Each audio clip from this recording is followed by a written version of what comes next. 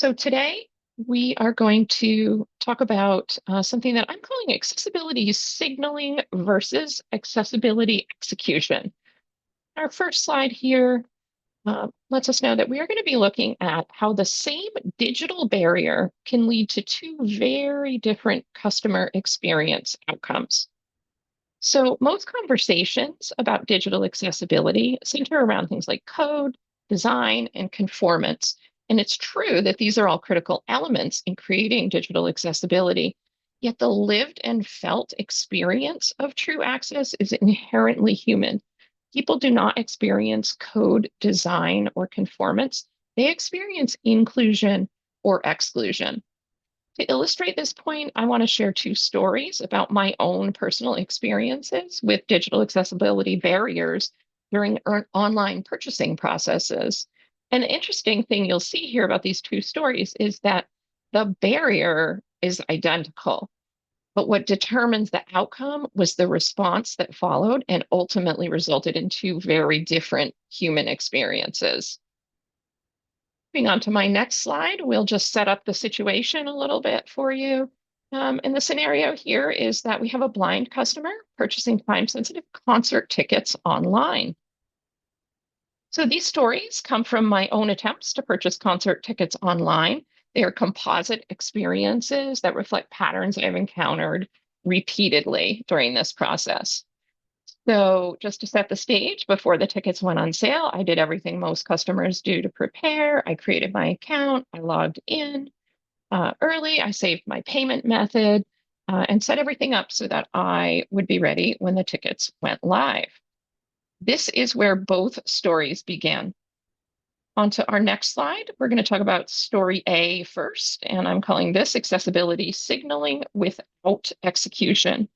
And I want to pause here before I do get into the story just to say that we are not calling out businesses or organizations or anything like that by name in these scenarios. We're just using them for the purpose of comparing and contrasting and learning and hopefully identifying some things that can help inform the choices we make about digital accessibility and accessible customer support going forward. So in this story, the digital accessibility barrier appears and the responsibility for solving it shifts back to the user. So as I mentioned, I'd done all the preparation work. When the tickets went live, I started the purchase process. Like most ticketing platforms, there was a countdown timer. I had a limited window to select seats and complete the purchase.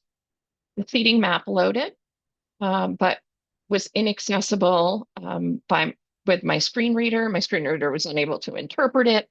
There was no meaningful alternative text, no descriptive information, and no non-visual way to select the seats. Meanwhile, the timer kept counting. On the customer support page, there was a message inviting screen reader users specifically to call for assistance with completing a purchase.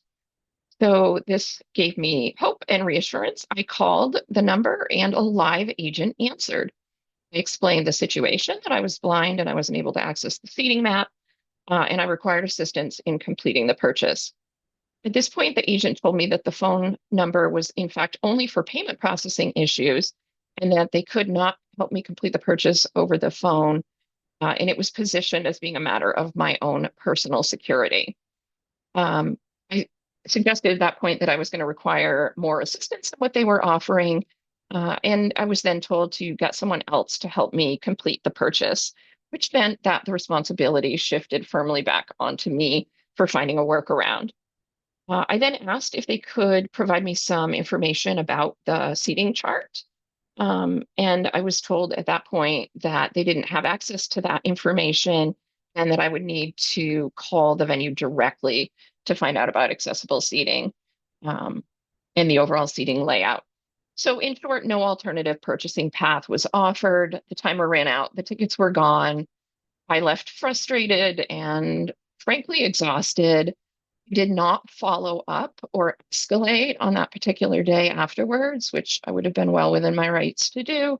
And it certainly wasn't because the issue was resolved, but it was just on that particular day. I didn't have the time or energy or resources to start, another process, explain everything all over again. All right, next slide. We're going to go into story B. And this one we're calling Accessibility Execution in Action. And the theme here is that the same digital accessibility barrier appears, but the system was set up to absorb the friction in the interaction. Bear with me while I get to the right place in my notes. So in this situation, I prepared the same way. My account was set up and I was logged in early and ready to go. The tickets went on sale. I began the purchasing process. The same thing happened. The seating map loaded, and again, it was inaccessible to my screen reader with no useful non-visual information. So in this instance, there was no specific accessibility phone number listed. I reached out directly to general support. And in fact, a live agent answered. I explained the situation, that I was blind and required assistance accessing the seating map and completing the purchase. The agent immediately understood the issue. I didn't have to convince them or explain what a screen reader is or why blind people would want to go to a live event. He knew exactly what was going on and jumped right in to assist. When I asked about reserved seating, specifically at this venue for patrons with visual impairments, he had access to that information. He confirmed that they did have that, and he was able to check the specific location of that seating at this venue and access the tickets. He accessed the tickets, completed the entire purchase over the phone, and I knew exactly which seats I was purchasing and where precisely they were located in the venue. And before we ended the call, I had an email confirmation as well as electronic copies of my tickets. The entire process took less than 10 minutes. The digital barrier here was still present, but this time it didn't become exclusionary. I felt relieved and confident that I was going to be able to attend the concert just like any other customer. Moving on to the next slide, now to specifically compare and contrast the pain points and the areas where the process flowed smoothly in these two stories, we're going to look at them through three different lenses. And the first lens to compare and contrast is going to be preparation versus reaction. The second will be ownership versus deflection. And the third, user burden versus shared effort. So again, both experiences began the same way with the exact same digital barrier. The seating map was inaccessible. What changed, however, was how the system responded once that barrier arose. So preparation versus reaction. In the first story, the support page, in fact, invited screen reader users to call for assistance completing a purchase. That signaled awareness of the barrier, but when I called, the agent could not help me solve the barrier, and in fact, the system was entirely unprepared to do so.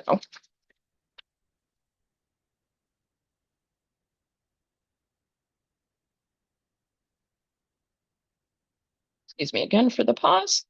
In the second story, however, when I called the general support line, the agent was ready to act. They understood the situation and had the information and authority needed to complete the transaction. Second lens we're going to look at is ownership versus deflection. So in the first story, the responsibility was redirected back to me, the customer. I was told I could get someone else to assist me in completing the purchase. Barrier remained mine to solve or to find a workaround. In the second story, the agent took ownership of the situation.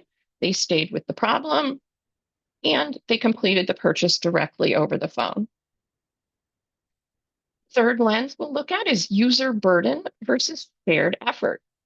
Again, in the first story, the burden stayed with me, the user. I was left trying to figure out an alternate path to purchase while the timer ran out. In the second story, the system absorbed the friction. The agent confirmed accessible seating at the venue, checked the location, and completed the entire purchase in just a few minutes. When you compare these two experiences side by side, the digital barrier here again was the same, but what changed was whether the system shifted the burden back to me, the customer, or took responsibility for sorting it out and solving the issue. And this positive experience in these two stories didn't happen because one agent was unusually creative. It happened because the system supported them. When I explained the seating map barrier, agent immediately understood what I meant. They had been trained and had awareness that these issues exist and will likely occur. They also had access to the information they needed. When I asked about accessible seating for patrons with visual impairments, they already knew that the venue offered it. Most importantly, however, and this I think sometimes is understated, they had the authority to complete the purchase without escalating or redirecting me. The system was prepared to absorb the friction instead of placing it back onto the customer. Moving on to the next slide, now we're going to talk about accessible design first, accommodations when needed. So we definitely don't want to lose sight here of the fact that the initial barrier that occurred in both scenarios was that um, there was a digital accessibility barrier where the seating chart was not accessible. And so keeping that in mind, this slide reads that the seating map was inaccessible in both stories. Accessible design should always be the default setting. Accessible design provides the most equitable experience. Remediations can take time and resources, and accommodations prevent exclusion while barriers are addressed. So, again, we just want to remember that both stories started the same way with the same barrier. Accessible design should always be the default approach when digital systems are built with accessibility in mind from the ground up. All customers, including those with disabilities, are able to complete transactions in the same way. This provides the most equitable experience across the board. But in reality, fixing complex accessibility barriers can take time and resources. Remediation does not always happen immediately. This is where accommodations play a critical role. When organizations are able to provide alternate paths, such as completing a purchase over the phone, they prevent disabled users from becoming excluded while the barriers are being addressed. Accessible design removes barriers. Accommodations ensure people are not shut out in the meantime. Both are important. And finally, I want to wrap up here with a few questions for our audience to consider and maybe take back to your teams as you digest this information. Start thinking about how your organizations would respond to these particular situations. So when friction appears, what does your system do? This slide, the questions here we're going to look at, just for context on the slide, a preparation or reaction, ownership or deflection, trust or skepticism, and shared effort versus user burden.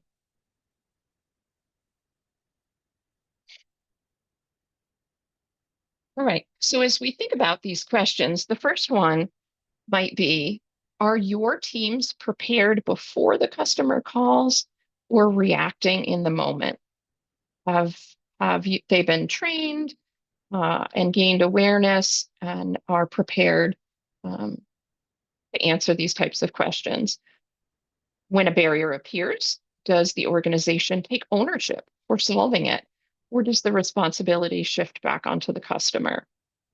When a customer describes an accessibility barrier, are they trusted and supported, or do they need to spend time explaining and proving the barrier exists? And lastly, where does the effort land? Does the system absorb the friction, or does the burden fall back onto your users? Accessibility is not tested when everything works. It's tested in the moment when something breaks. And this is where we achieve accessibility in execution versus signaling alone.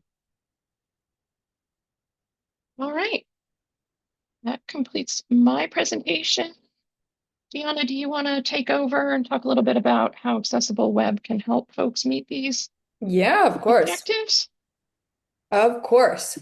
We offer obviously a whole range of accessibility services and tools here. Via our Accessible Web Pro and Pro Plus plans, we offer accessibility program management. And this is one of the things that we are available to support on, including kind of organizational practices around providing assistance and support to users should they reach out with accessibility barriers. We also offer comprehensive audits and tooling to help support the entire accessibility process from kind of audit preparedness through maintaining a conformant VPAT report. And we put together VPAT reports as well. So if you have any specific questions about how we can support you in this area, please feel free to reach out and let us know. And we'd love to have a personalized conversation with you about it. All right. Awesome.